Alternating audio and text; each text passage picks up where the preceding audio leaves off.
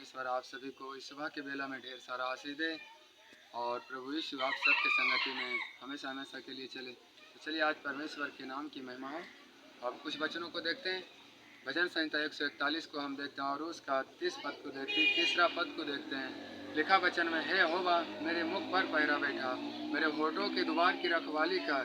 है न, परमेश्वर का वचन जो दाऊद ने अपने शब्दों से कहा है उसमें लिखा है कि हे मेरे परमेश्वर मेरे मुख पर पहरा बैठा। यानी हम पूरे दिन में कुछ भी बोल देते हैं, कुछ भी कह देते हैं, किसी को गाली दे देते हैं, आप शब्द बोल देते हैं, लेकिन हमारा परमेश्वर इन सब बातों से क्या है, नाराज़ होता है। इन सब बातों से परमेश्वर हमसे दुखी होता है।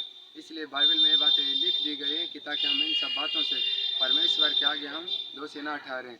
और दूसरा बात है, बोलता है चौथा वचन में लिखा कि मेरा मन की किसी बुरी बात की ओर फिरने ना दे और ना अनर्थकारी पुरुष के संग दुष्ट कामों में ना लगने पाओ। है ना, मेरा मन जो है क्या है, बहुत सारा चीज़ें, हम हालांकि अपने घर में बैठे रहते हैं लेकिन हमारा मन तरह तरह का विचार, तरह तरह का बुराइयाँ, बहुत सारे चीज़ें सोचते रहता है। लेकिन वो सब क्या है, हमारा परमेश्वर का था कि मैं तेरा मनों को जांचने वाला हूँ। इसलिए परमेश्वर मन को जांचता था। परमेश्वर से दाऊद ने कहा कि हे परमेश्वर मेरे मन पर तू पहरा लगा, चौकसी कर, मेरा मन किसी बुरी युक्ति को और ना फिरने पाए। हालेलुया। और चौथा वचन कहता, धर्मी मुझको मारे तो यह कृपा मानी जाएगी और वह मुझे ताड़ना दे तो यह मेरे लिए सिर का तेल ठहरेगा। है ना, दाऊद का वचन कहता है कि परमेश्वर जी कोई धर्मी मुझे मारे तो मेरे लिए सर का तेल ठहरेगा। है ना, यानी जब आपका माता पिता कोई गलत काम करने से रोके तो आपको बुरा लगेगा, लेकिन नहीं, वो बात सच है क्योंकि हमें परमेश्वर ताड़ना की दोबारा और सही वचन की दोबारा परमेश्वर हमें अपनी मार्गों पे लाना चाहता है। लेकिन हम नहीं मानते और हम पाप की ओर दौड़ते हैं, ये अंधकार की जो संसार इसके ओर दौड़ते हैं और हम मसीह में पीछे छूट जाते हैं।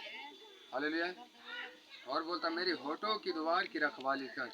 जो हमारा होठ है, एक वचन में शायद लिखा है कि जीव क्या है, पूरा शरीर का एक नस्वर शरीर है, ये बहुत पूरा शरीर को ये क्या है, आग लगा सकता है। इसलिए परमेश्वर का वचन में कहता है कि मेरे होठों की द्वार की रखवाली कर।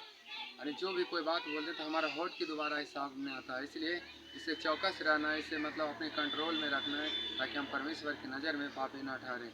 हमें हर एक बात को सोच समझ कर बोलना है और सबसे बड़ी चीज़ है हमें भाई मानना है कि हम परमेश्वर के जन हैं, हमें क्या बोलना है, क्या कहना है, कब कहना और कैसे कहना है। इन सारी बातों को जब आप अपने मन में परमेश्वर के भाई मान कर रखेंगे तो सच में प्रभु आपको बहुत सारा आशीष देगा और परमेश्वर आपके जीवन में बहुत सारा कार्य करेंगे। आमीन।